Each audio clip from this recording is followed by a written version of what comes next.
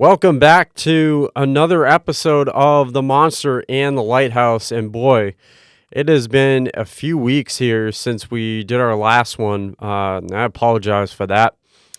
But it's been about 3 weeks. I think our last episode was Monday, September 29th. Today it is Wednesday, October 22nd. And we're going to be kind of just in this episode, I think, just focusing on recapping what has happened over these last 3 weeks. I will be in here in a couple days, and I promise I will be this time to talk about the upcoming weekend for the Patriots and also kind of the upcoming offseason. Well, we've already been in the offseason a few weeks now for the Red Sox. And as I say that, why don't we just get right into it? So, what has happened since then? Well, we left off on the 29th talking about the the American League wildcard matchup between the Red Sox and the Yankees. And I'll be the first to admit I got my prediction wrong. I said the Red Sox would win the series in 3 games, 2-1 over the Yankees to advance to the AL Division Series, which would have been against the Toronto Blue Jays.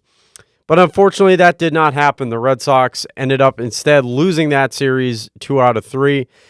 Now, the next day after that first episode, they got off to a positive start in the series. They came away with a victory over the Yankees in Game 1 on Tuesday the 30th.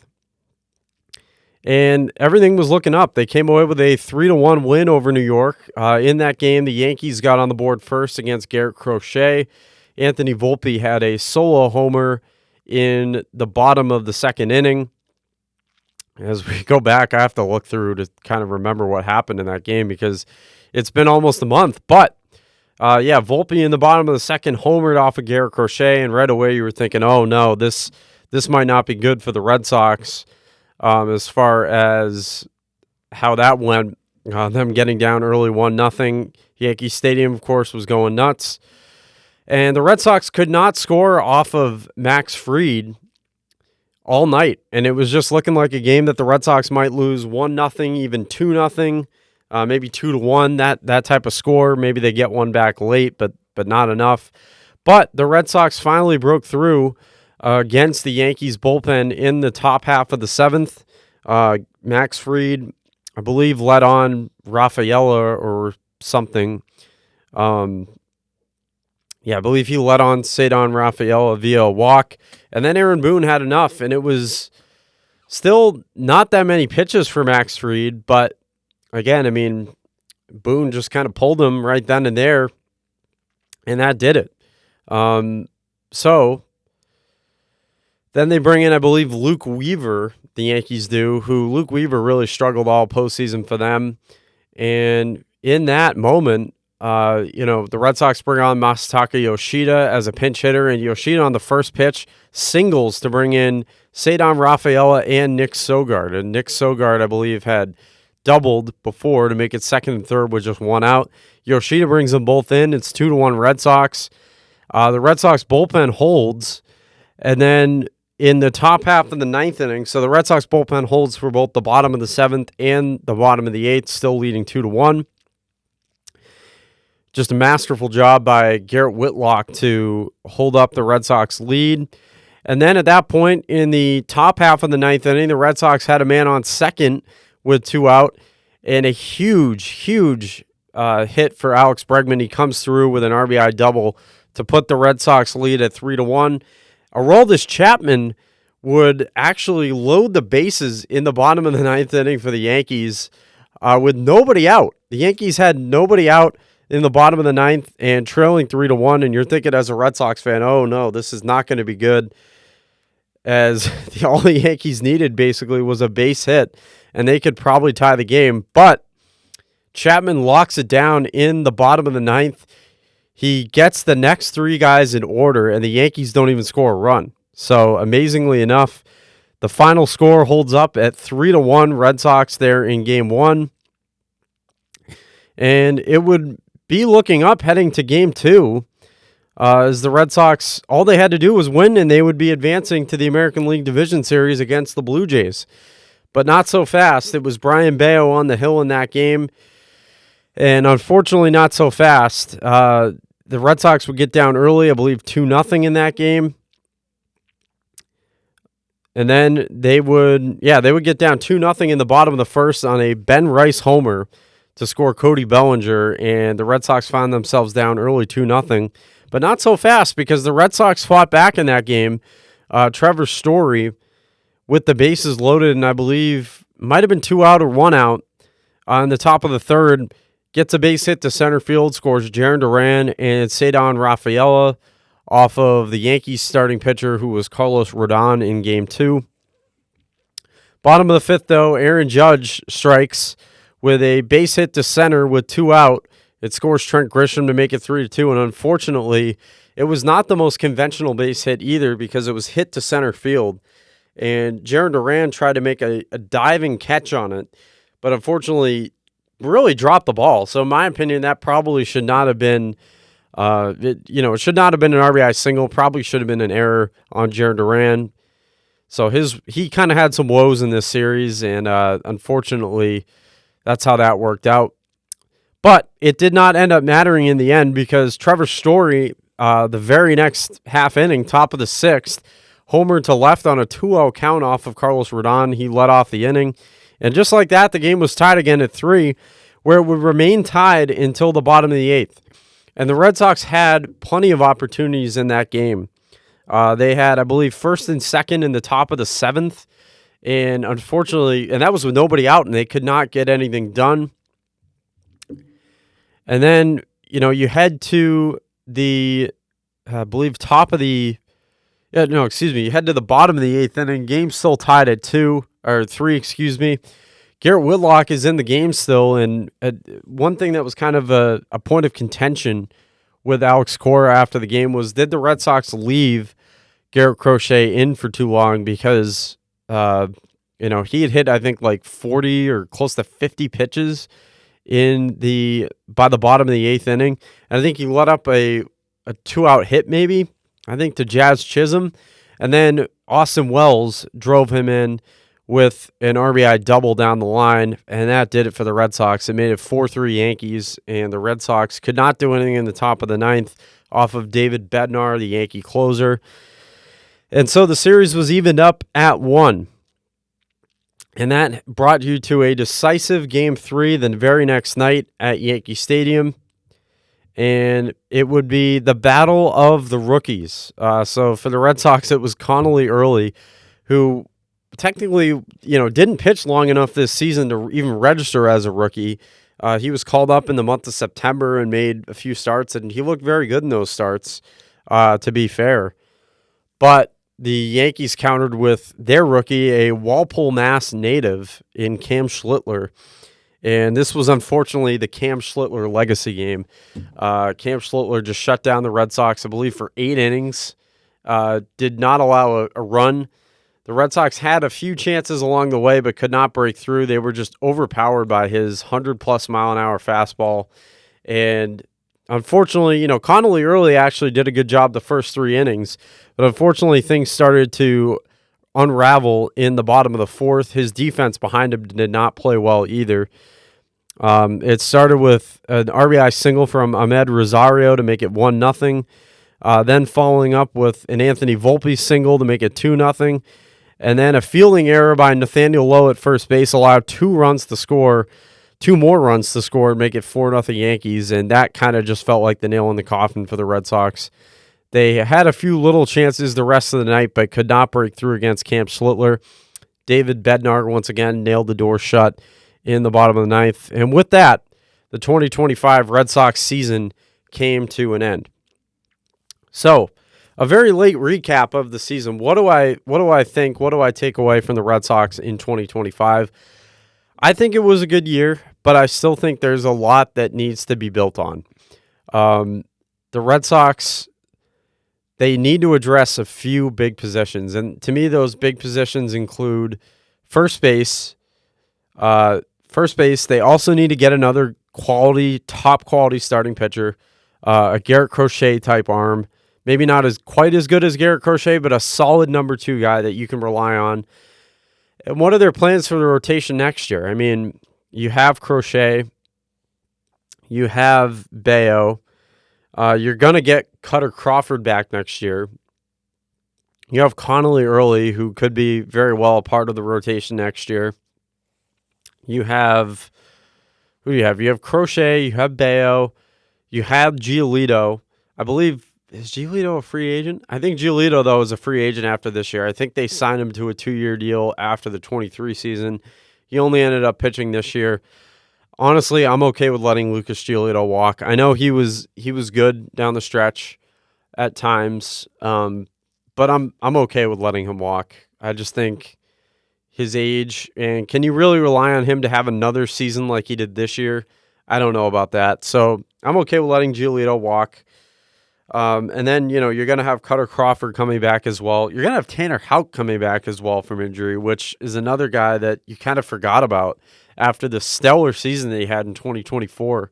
He was horrible this year. Just did not have a good year at all in 2025. He was not good. The Red Sox kind of put him on the injured list. I think it was in May, and Houck did not end up pitching the rest of the way. He's going to be coming back next year. Cutter Crawford, who didn't pitch an inning in the regular season at all this year, is going to be coming back next year. I think Houck, at best, is a back end of the rotation guy. I don't think he's a guy that you can really rely on in the long term, although we'll see, because from what we've seen out of Tanner Houck, it's been kind of an every other year thing. So maybe 2026 is a good year for him because it's an even year. I don't know. That's been kind of the phenomena with him. 23, he was horrible. 25, he was horrible. But 24, he had the great year. 24, he had the great year, excuse me.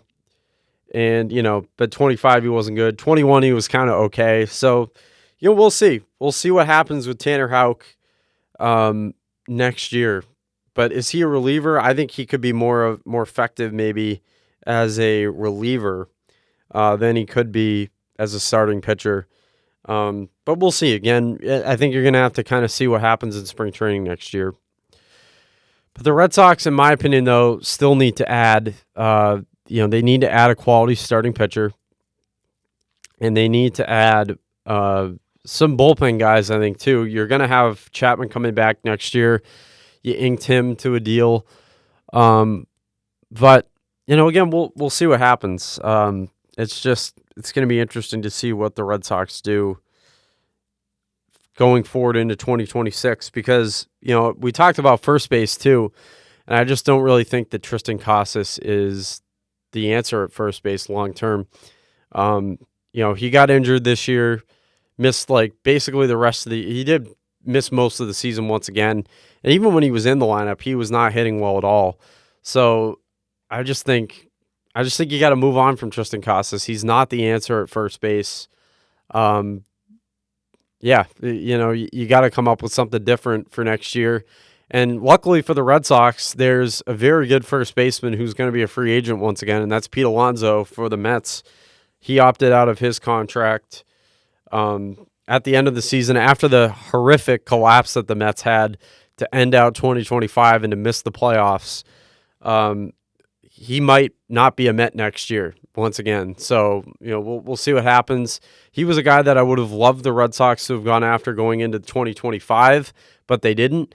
But the good thing for the Red Sox is that Pete Alonso, once again, had an opt-out after this season, and he's using it. He's going to opt out.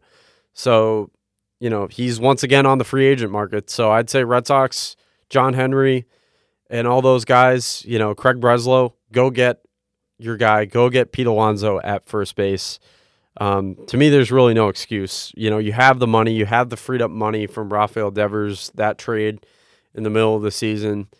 The Red Sox need to have a big offseason this year because I think you're going to have competition. The Yankees, I think, are going to do the same thing. They're going to have a big offseason. You could argue that they had still kind of a bigger offseason than the Red Sox did even in going into 2025. I mean, the Red Sox got Alex Bregman, but even with Alex Bregman, to me, the Red Sox still needed more entering this year. And I don't think this year was a total failure, but I still think the Red Sox have to do more now. You have Roman Anthony, who's obviously going to be returning. Um, you have, you have Cutter Crawford, who's probably a back end of the rotation guy. You have Brian Bayo, who I still think is at best the middle of the rotation guy. I don't think you can't have him as your number 2 next year. You got to have somebody else besides Garrett Crochet who can carry that load. Because, for as much as Yankee fans get on Brian Cashman and those guys for not spending enough, not doing enough, they were missing Garrett Cole this season. That was something that they couldn't have foreseen. They were missing Garrett Cole, and they still had, they got Max Fried. So next year they're going to have Garrett Cole and Max Fried. And they also still have Carlos Rodon. I'm not a big Carlos Rodon fan, but he's solid enough as a number 2 or a number 3. So they still have better pitching than you did. And they have Cam Schlittler too. And again, we'll see what Cam Schlittler will do next year for them. He had a legacy game against the Red Sox and really didn't pitch bad the next series against the Blue Jays. But thankfully, from a Red Sox perspective, the Blue Jays were able to knock the Yankees out and eventually move on to the World Series where we're at right now. Dodgers and Blue Jays coming up. But another big question mark for the Red Sox real quick before the next season is going to be Alex Bregman. Of course, Bregman has made the decision to opt out. I think a lot of people saw that coming. So Bregman opts out. What will you do for next year? Are you going to re-sign Bregman, or are you going to keep Bregman on board, or are you going to let him walk at third base and then potentially move Marcelo Meyer, who's another guy who will be coming back? Are you going to have him play third base? But then who are you going to play at second base? Because then second base is another position. Do you bring Christian Campbell back to start next season? Again, he was really good in AAA down the stretch after the Red Sox sent him down last year, but they didn't bring him back up. Do you start Christian Campbell at second base again next year? I think that's going to really depend on how good the offseason is and how good he looks in spring training next year. And he didn't even look that good in spring training last year, which is, I think, what was such a puzzling decision by the Red Sox to bring him up and not Marcelo Meyer. So, we're going to have to see kind of what happens with the Red Sox as far as that kind of thing goes. Just not very a very smart decision, in my opinion, by the Red Sox to bring up Christian Campbell and to not bring up Marcel Meyer right out of the gate.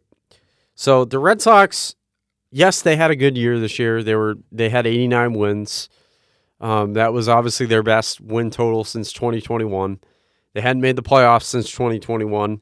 They hadn't had a winning record since 2021. Closest they got was last year, 24, when they finished an even 500.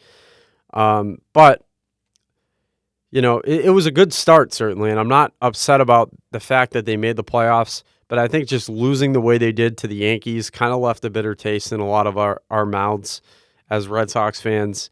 And I think we have to do better going into next year. We have to have a big offseason. We have to go get guys like Pete Alonso. I know Schwarber's out there too. But starting pitchers on the free agent market. I think Tarek Skubal is a free agent. Dylan Cease, could be another guy that you think about. He was a guy that was on their radar as far as the trade deadline went, but didn't end up happening. They had a very lackluster trade deadline. But yeah, the Red Sox, to me, need to be serious about this coming offseason. I know they had a good start this past one with getting Garrett Crochet and getting Alex Bregman, but an offseason like that is not going to be enough. To me, the Red Sox need to really blow it up. Not blow it up like blow up their roster. I just mean they need to go get some top quality guys, and they need to go into next year, I think, not only competing to try to get, not only like just hoping to make the playoffs, because that was really still what I think they were hoping for this year, and they accomplished it. They need to hope to win the division next year. I think, and some people thought they could going into this year too. I was skeptical. I didn't really know if it was going to be enough, and sure enough, it wasn't enough.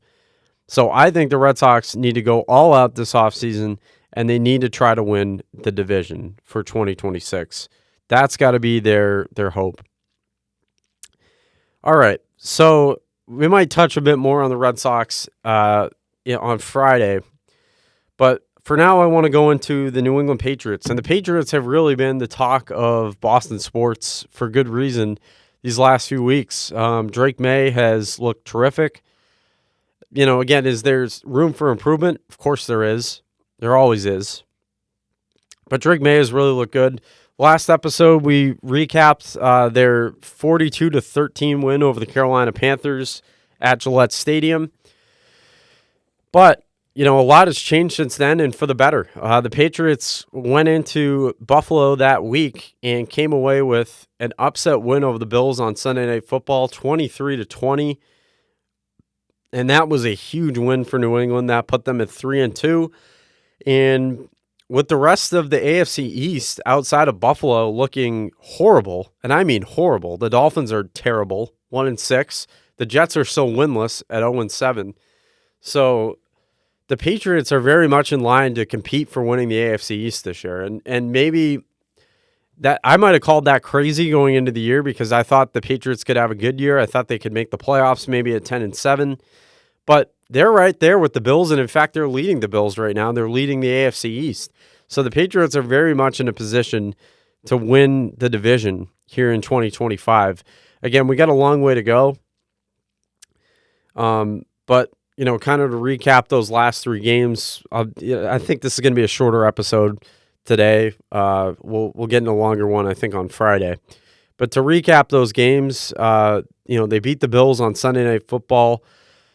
They were leading 20-10, I think, pretty much entering the fourth quarter. But the Bills tied it up late, make it 20-20. But what a gutsy drive by I almost said Mac Jones, and he's having a good year in his own right. But what a gutsy drive by Drake May and the Patriots offense in the final minute to go down the field and to get into field goal range. It was a long field goal for Andy Borregales, but Andy Borregales, to his credit, nailed the kick at the end. And yeah, look at kind of what happened. Scoring summary. Yeah, Borregales at the end nails a 52-yarder. And the Patriots, with 15 seconds to go, they hold on to the win. The Bills can't really do anything. I think they had a completion in the middle of the field. But, of course, they had no timeouts, so they had to get back to the line of scrimmage quickly, and they couldn't do it quick enough. So the Patriots upset the Buffalo Bills at Highmark Stadium in the final season in that stadium on Sunday Night Football. And then you're thinking the next week they go to New Orleans. That started a stretch that they're finally coming off of 3 in a row on the road. They go to New Orleans, and New Orleans is a struggling team that I believe came in at 1-4. But you got to watch out for the letdown with the Patriots because they're coming off of a huge win against the Bills. So they go to New Orleans the next week. They get down early 3-0. The Saints go right down the field on the opening drive. But thankfully for the Patriots, their defense holds up in the red zone. They hold the Saints to a field goal. Blake Grupe hits a 34-yarder. And then Drake May comes right back. The opening drive for the Patriots of that game, because the Saints got it first. He hits Demario Douglas for 53 yards. A beautiful play downfield. And the Patriots right away tie the game. Not tie the game. I'm sorry, my brain's a little bit lacking today. They go ahead in that one 7-3. But the Saints would kind of come back a little bit. They would go down the field again. But once again, their offense would stall. And this was still in the first quarter with 5:05 to go. Their offense would stall, so they'd have to settle for another Blake Grupe field goal. He would hit it from 48 to make it 7-6. And then once again, Drake May and the Patriots lead another nice drive. They go right down the field, and they get to the 25 of New Orleans, and he hits Kayshon Boutte. Kayshon Boutte's had a very good season so far. Hits Kayshon Boutte for a 25-yard touchdown, and the Patriots make the lead 14-6. But not so fast, though, because the Saints were not going away easy, and for a lot of this game, the Patriots defense was kind of shaky.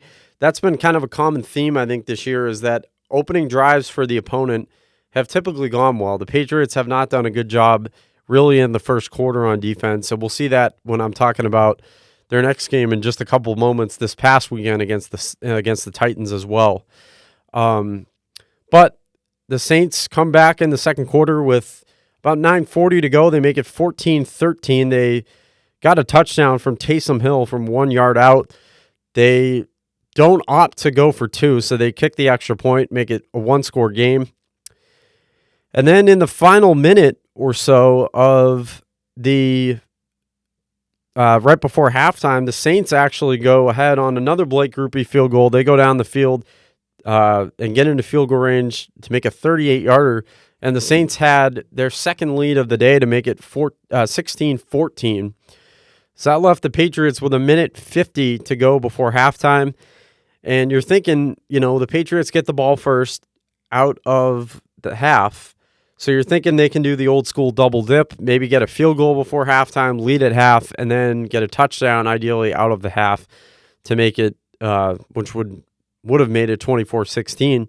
But even better, the Patriots go right down the field. Drake May hits Kayshon Boutte again on another touchdown for 29 yards. They make it 20-16. The Patriots opt to go for two, and they get it. It was a rush from Drake May. The 2-point attempt is good. Patriots led at the half by 6, 22-16. Third quarter, the Patriots again get the ball right out of the half, and you're thinking to yourself, man, the Patriots maybe can score a touchdown and kind of, I don't want to say put the game on ice, but they could certainly make it a hard comeback for the Saints. But the Saints defense holds, and they hold New England to a field goal. So Borregales hits a chip shot from 24, make it 25-16. Early in the fourth quarter, they would hold the Saints off the board until then. But early in the fourth quarter, Grupe hits a long field goal from 54 to cut the lead back to 6, 25-19. And from then on out, it was kind of a slugfest. Both teams were kind of exchanging punts. The Saints had the ball kind of midway through the fourth and were trying to take the lead. I think it was with like 7 or so minutes left. But terrific defense by the Patriots. They punched the ball out from Jawan Johnson. He fumbles at midfield. Initially, it was not ruled a fumble, but Mike Vrabel wisely sees the replay and makes a challenge. And the Patriots end up winning the challenge to get the turnover. So the fumble right around midfield. Patriots take over. Unfortunately, they didn't really do anything with it on offense. They could have gone down the field, taken some time off the clock, and kicked a field goal to kind of put the game on ice. But unfortunately, they didn't do that. And then the Saints, I think, got the ball back once again. But this time, the Patriots hold on defense. They held with the fumble. But this time, they don't even allow the Saints to get into field goal range. They make the Saints punt. The Patriots get the ball back, convert a couple of big third downs late in the game. I think a 3rd and 11 was kind of the conversion that won it for New England. It was a big pass, I think, from May to Kayshon Boutte once again along the sideline. Initially, they ruled that Boutte was out of bounds with like 2.5 minutes to go, which would have stopped the clock. But once again, I think Mike Vrabel challenges to see if he's in bounds or not. They ruled that he stayed in, so that allowed the Patriots to run it down to the 2-minute warning without having to run a play. And then they just sat on it. They took a few knees and came away with the 25-19 win. All right, the last game that we're going to be talking about before we talk about this weekend coming up for the Patriots, which we'll talk more about on Friday, is the 31-13 victory over the Tennessee Titans. And once again, coming off of a win that I think a lot of people thought the Patriots should get against the Saints, which they did. It was kind of an ugly game, but they held on. A lot of people were thinking the same about the Titans game. And thankfully, the Patriots were able to hold on in that one for the win. In fact, they really pulled away in the second half. But once again, kind of a rough start for the Patriots as far as the first quarter went, because right away the Titans got the ball first. They went down the field. Once again, though, credit to the Patriots defense. They did not allow the Titans to get a touchdown, and instead they held them to a long field goal. So Former Patriots kicker from last season, Joey Sly, hit a 49-yarder to make it 3-0. The Patriots would answer on their opening drive. They would go right down the field pretty quickly, but unfortunately could not punch it into the end zone. So Borregales answers with a 36-yarder. That made it 3-3. But it didn't take very long for Cam Ward and the Titans to answer, as they went right down the field this time on the Patriots defense. And this time, New England could not keep them out of the end zone. It was a long pass from Cam Ward to Shamir Dike. Shamir Dike for a 38-yard touchdown. That was the first of his career. So that made it 10-3 Patriots, 10-3 Titans. But thankfully for New England, midway through the second quarter, they were able to hold Cam Ward on a couple of drives and force a couple punts from the Titans before they answered to tie the game. A short pass on 3rd and goal from the 3-yard line. Drake May hitting Austin Hooper, a great catch from Austin Hooper for a 3-yard touchdown. Patriots tied it at 10. Then the Titans would go ahead with not much time remaining in the first half. Another Joey Sly long kick, this time from 50. He makes it to make it 13-10.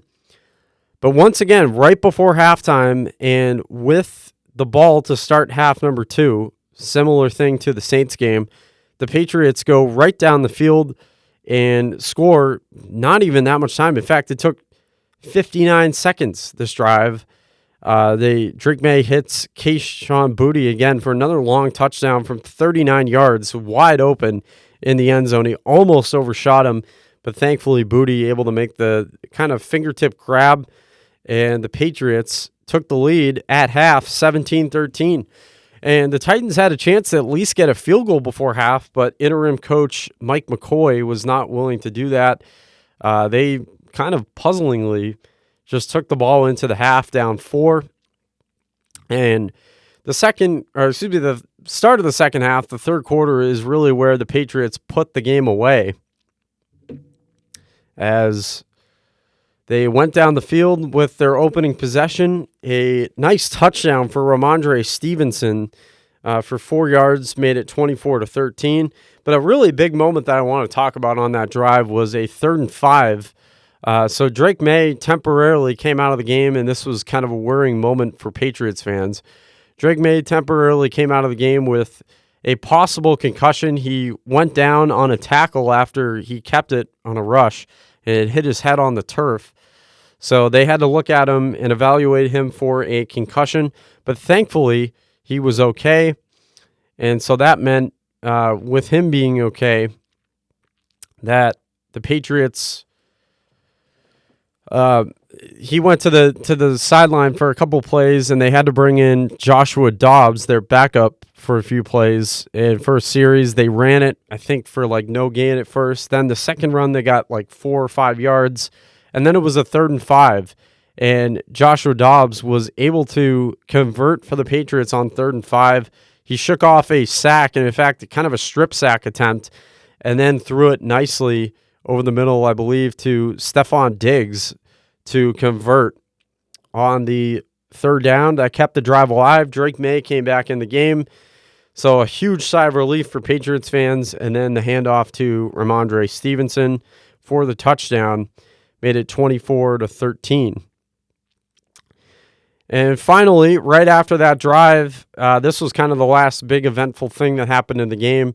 But it basically put the game on ice midway through the third. Cam Ward stepped back to pass, and he just fumbled the ball on his own. It was scooped up by Kayvon Chason, and Chason ran it in for the 4-yard touchdown, scoop and score. And the Patriots made it 31-13, which would be the final in that game.